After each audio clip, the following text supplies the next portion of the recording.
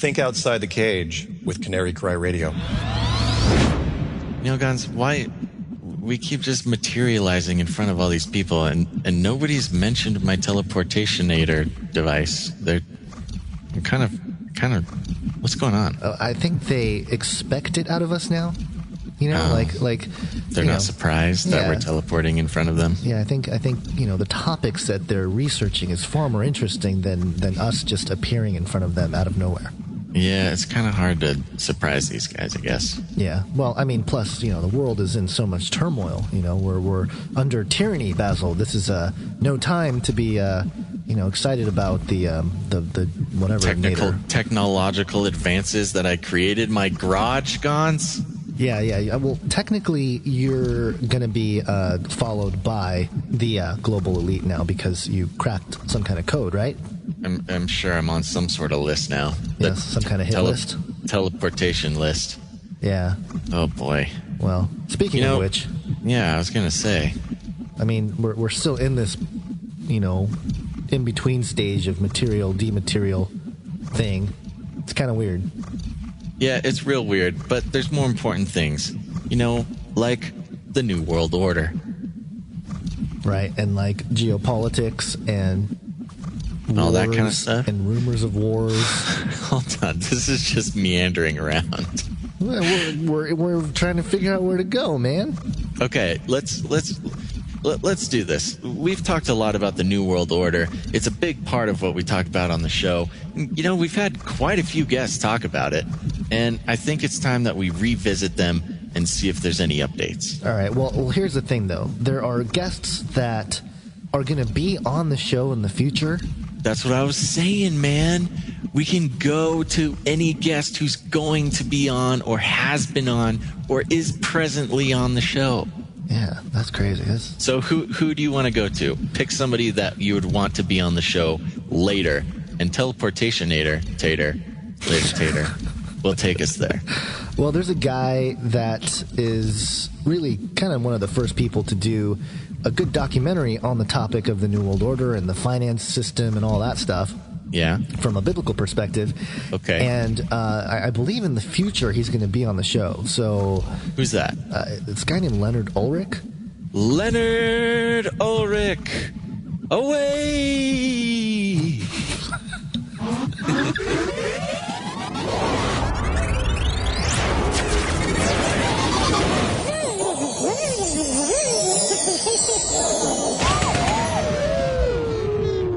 Basil Gonz, congratulations on your 100th episode. Thanks, I know I know the rapture has happened because I'm finally speaking to you guys after a year and a half.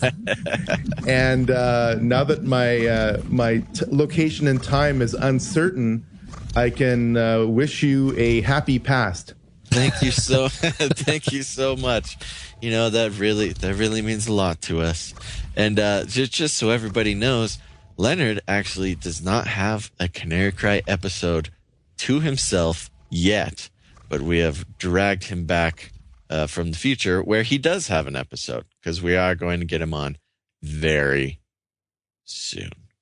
So, Leonard, what have you been up to, man? What is your deal? The deal is, after a lot of health concerns, post-heart attack life is not easy. Yeah, I had a heart attack while working out on my bike. And when I say bike, I attack my bicycle like a certain Gonz attacks swimming. So, yeah, that wasn't easy. So, long story very short, Volume 1, New World Order, Secret Societies and Bible Prophecy, was a film I released in the spring of 2001. And it has had over 5 million views all over the internet and dozens of radio interviews. And so a couple years later, here we are in 2015, 2016 almost. And I'm working hard on the second film in the New World Order, Secret Societies and Bible Prophecy series called The Illusion of Money. That's a good one. I like that. Yes, it is. Yeah. Money is an illusion, but our compliance with the system makes it real. Right. And it's so interesting because it's almost like the most potent magic, right? Money is sort of like this spell that's on us for in a, I guess in a tangible way. But what did you discover in your research of looking into the financial system? Just real briefly, you don't have to get into the whole thing, but we can't get into it in a 3-minute little summary here. But what you said, Gonz, is the conclusion. Believe it or not, it is a spell. We have made Orwell seem tame because right now, war is peace, freedom, or rather ignorance is freedom, and money is debt. Yeah. Yeah. It's incredible. And, I think this is a really interesting topic too, because do people just think of money this is an obvious statement as just sort of a given thing and they just take it for granted. But it really is just this crazy, fully ingrained, basically brainwashing, something like that, right? Yes. Money is so incredibly powerful that there are more scriptural references to the issue of money in the Bible than there are about salvation. Right. And that is because money is really a token or a substitute or a medium of exchange for human life. Yeah. Yeah. And it really reminds me of some scriptures in Revelation 17 towards the end of it, where it talks about the trade of human souls, with the mystery Babylon. So I'm sure you tied some of that stuff into that as well. But did you find that there's anything that's salvageable? Is that a word? Salvageable? That's a word. With I don't know if it's the one you wanted to use. Yeah, I don't know if that's the one. But in terms of being good stewards of money, is there room for that? Oh, absolutely. Money is a tool. And how you use it can determine lots of good and lots of bad. Right. Do you think that money came straight from Satan? I'm just going to say it. The answer is yes. I was onto something. You boys are stealing all my thunder now.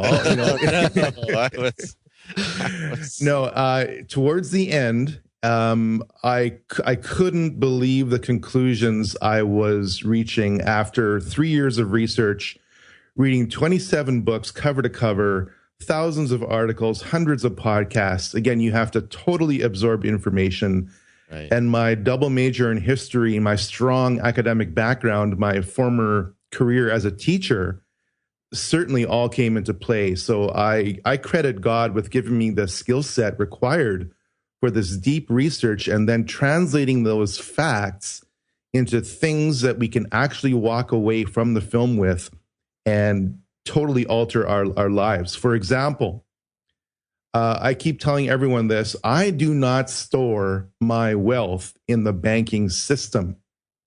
And that is because people must understand the fractional reserve banking system takes your money and in the United States loans it out to other account holders in your bank at a ratio of 10-1. So if you want to make the banks rich, all you have to do is deposit your money in a bank. Whoa. And then they use that and they lend it out? That's right. But it's mine. Well, but it's mine, Leonard. Listen, money is an illusion in that, or has become an illusion, I should say that, because of the faith you put in it.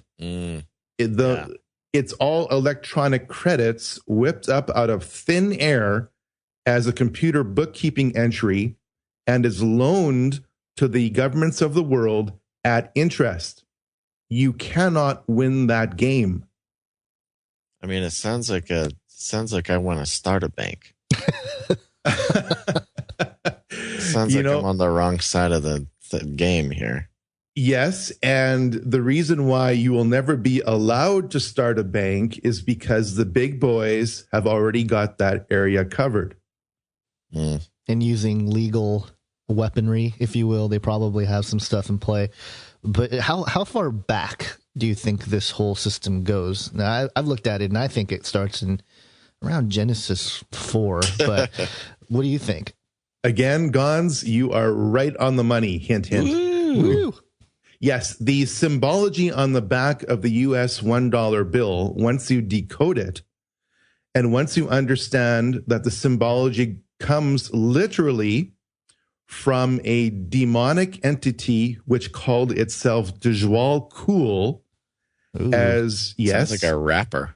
Yes, as revealed to a Russian theosophist by the name of Helena Petrovna Blavatsky, which was translated to another Russian theosophist, which was transferred to Henry Asgard Wallace, FDR's agricultural secretary, who was himself a theosophist and a 32nd degree Freemason.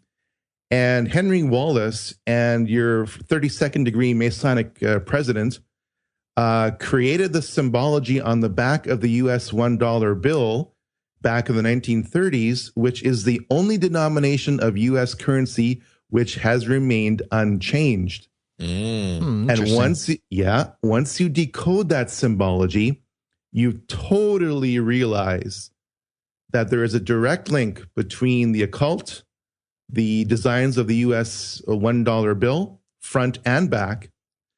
It's just loaded with symbology, and the reemergence of Satan as the phoenix rising from the ashes of the world's financial and military destruction. Oh boy. When is this movie coming out? 2016. 2016. Sometime within the year. Yes, I am shooting it right now like mad, trying to dodge the advancing snow, which I know is going to happen. Yes, it will engulf us all. Yes, and shooting in the cold. And when I say cold, you guys in California have no idea what minus 40 cold feels like. I have a sub-zero freezer. Does that count? You have to think of it as being 40 degrees colder. Yikes. Yikes. That's crazy. Where is it that cold? That doesn't seem real. In a city called Winterpeg, Manitoba. Oh, well, there you go. There's winter, your first mistake. Actually, it's known as Winnipeg, Manitoba, but that's what we call it. Yeah. Well, I totally believed you. So,